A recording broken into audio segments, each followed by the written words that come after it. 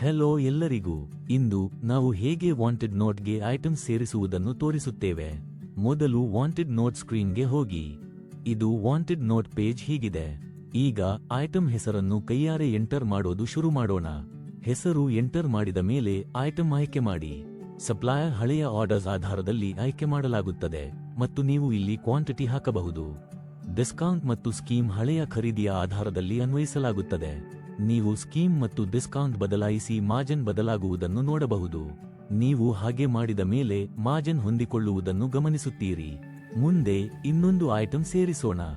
ಹಿಂದಿನಂತೆ ಐಟಂ ಆಯ್ಕೆ ಮಾಡಿ ಮತ್ತು ಸಪ್ಲೈಯರ್ ಕೂಡ ಆಯ್ಕೆ ಮಾಡಲಾಗುತ್ತದೆ. ಕ್ವಾಂಟಿಟಿ ಮತ್ತು ಬೇರೆ ಅಗತ್ಯವಾದ ಫೀಲ್ಡ್ಸ್ ತುಂಬಿ.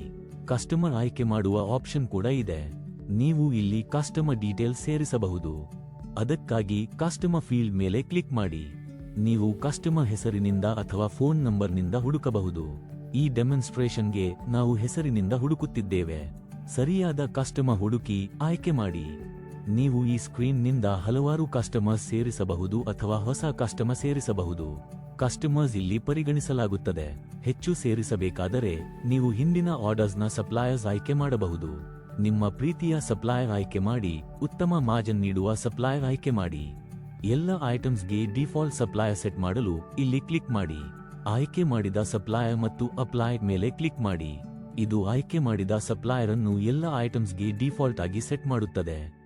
ನೀವು ಯಾವುದೇ ಐಟಂ ಅಳಿಸಬೇಕಾದರೆ ಡಿಲೀಟ್ ಆಪ್ಷನ್ ಮೇಲೆ ಕ್ಲಿಕ್ ಮಾಡಿ. ಅದು ತಕ್ಷಣವೇ ಅಳಿಸಲಾಗುತ್ತದೆ.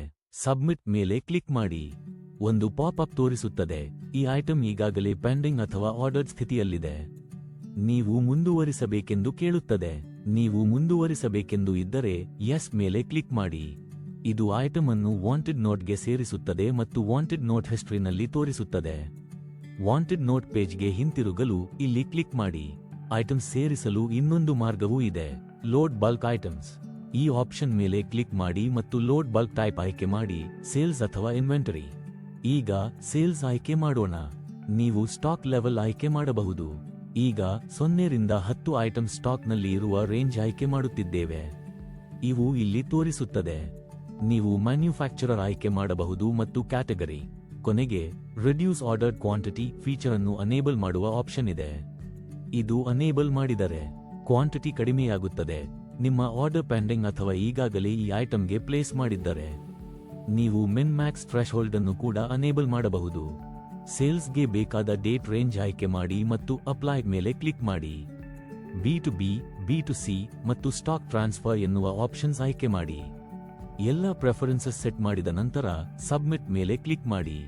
ಸಿಸ್ಟಮ್ ನಿಮ್ಮ ಸೇಲ್ಸ್ ಪ್ರೆಫರೆನ್ಸಸ್ ಆಧಾರದಲ್ಲಿ ಐಟಮ್ಸ್ ಅನ್ನು ಫೇಚ್ ಮಾಡುತ್ತದೆ. ನೀವು ಈ ಐಟಮ್ಸ್ ಅನ್ನು ಪರಿಶೀಲಿಸಿ ಸಬ್ಮಿಟ್ ಅಥವಾ ರೀಸೆಟ್ ಮೇಲೆ ಕ್ಲಿಕ್ ಮಾಡಬಹುದು. ಈಗ ನಾವು ರೀಸೆಟ್ ಮೇಲೆ ಕ್ಲಿಕ್ ಮಾಡುತ್ತೇವೆ. ಐಟಮ್ಸ್ ಅನ್ನು ವಾಂಟೆಡ್ ನೋಟ್ಗೆ ಸೇರಿಸಲು ಇನ್ನೊಂದು ಮಾರ್ಗವೂ ಇದೆ. ಅದು ಫೈಲ್ ಅಪ್ಲೋಡ್ ಮಾಡುವ ಮೂಲಕ. ಅಪ್ಲೋಡ್ ಫೈಲ್ ಬಟನ್ ಮೇಲೆ ಕ್ಲಿಕ್ ಮಾಡಿ. ನೀವು CSV ಫೈಲ್, ಎಕ್ಸೆಲ್ ಶೀಟ್ ಅಥವಾ ಗೂಗಲ್ ಶೀಟ್ ಅಪ್ಲೋಡ್ ಮಾಡಬಹುದು ಮತ್ತು ಸಬ್ಮಿಟ್ ಮೇಲೆ ಕ್ಲಿಕ್ ಮಾಡಿ.